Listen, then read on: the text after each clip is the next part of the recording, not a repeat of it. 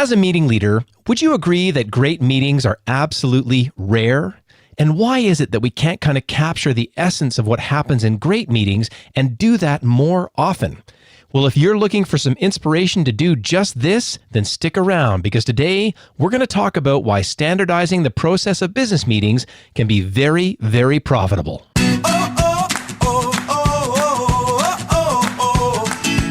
Are you a professional who wants to become a more effective leader?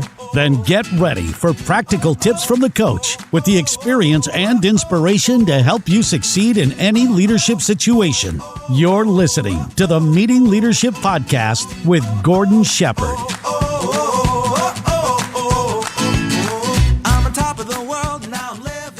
Welcome to another episode of the Meeting Leadership Podcast. My name is Gordon Shepherd. I want to say thanks for being here, and let me take a moment again to remind people why I call it the Meeting Leadership Podcast. Now, I believe that great meetings are the building blocks of great organizations. And if you can be a great meeting leader and lead a great meeting, then in essence, you're actually going to be building up your organization. And that will flow through directly to your customers and your community because you'll be in the best position to serve them at the highest possible level. It all starts here with getting another leadership skill, another way to improve your meetings incrementally the next time you go out, and that impact will be felt all the way to your end users and your community. So it's a big idea, and you're here on the podcast to get tips to help you to do just that. It is great to have you here.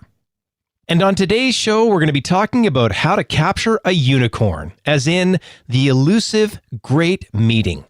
Most of us have experienced it. In fact, if I look back over my career, I can tell you honestly that I figure I've either run or participated in more than 2,000 meetings. And in those meetings, how many unicorns occurred? I would say like a handful. You know, there's a lot of decent ones, a bunch of bad ones in the corporate world especially, but those ones that are rare, the ones that are really memorable, are the ones that I'm really interested in today. And that's why the episode's topic is called Effective Meetings: Why Standardizing the Process of Business Meetings is Highly Profitable. And what happens when we have a great meeting?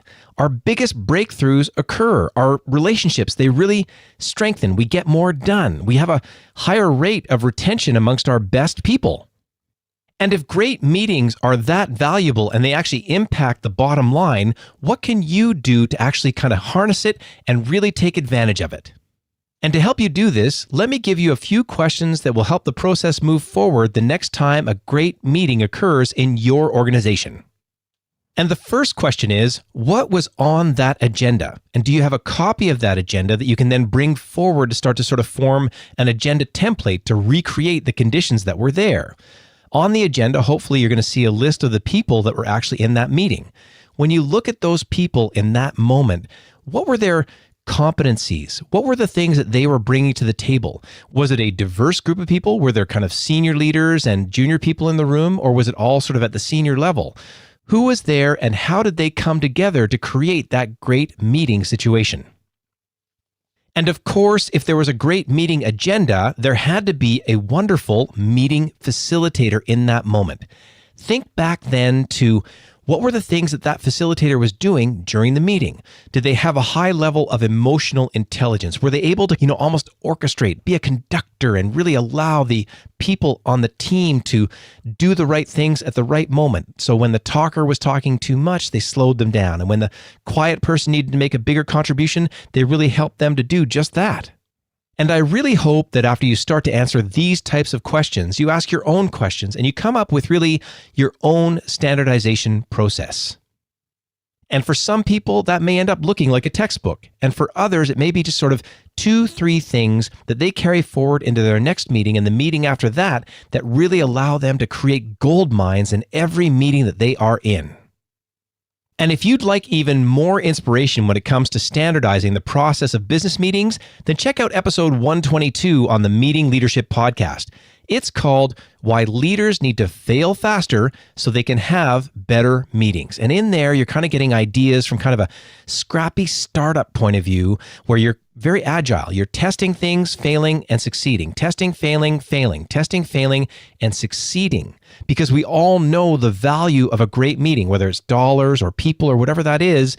And I know that episode 122 is going to help you put that into action. And you can get that episode by going to meetingleadershipinc.com/122. And I also want to let you know that this episode of the Meeting Leadership Podcast is brought to you by the Meeting Leadership Academy. Now there, you're going to find some really terrific live training options for sort of you as an individual to become a better meeting leader. Also for your team, if you're looking for custom training to really take it up a notch when it comes to having better meetings, you'll find that there. And there's some terrific online training options as well. And you can get all of that by going to meetingleadershipinc.com/academy. And for everybody who's listening, especially the subscribers, I want to let you know that there's a format change coming up to the Meeting Leadership Podcast. Now, all the way up to episode 129, we've been running daily episodes, and that's featured great guests, wonderful interviews, inspirations, like exercises that you can actually listen to and take back and use tactically the information that you get from them to make your next meeting better. And based on the feedback that I've been getting from both the guests and the audience, they're looking for a longer format interview. So the show started out to go daily with short episodes. It's now evolving. So on Tuesdays, what you can expect is roughly a 25 to 30 minute deep interview with even more great guests that we're going to be bringing onto the show. And then on Thursdays, you can expect a practical, quick tip episode that you can actually take out and put into action right away to, become a stronger leader or, again, have a better meeting. And if you've got any feedback about the changes coming up starting on episode 130, then please send an email to info@meetingleadershipinc.com. And if you've got some suggestions about some great guests for the future, I would love to hear from you. And the main thing that you can expect from the Meeting Leadership Podcast going forward is you're going to get more practical tips, more inspiration, more ways to build outstanding meetings. And having said that, I want to wrap up this episode and say thank you so much for listening. And we'll see you next time on the Meeting Leadership Podcast.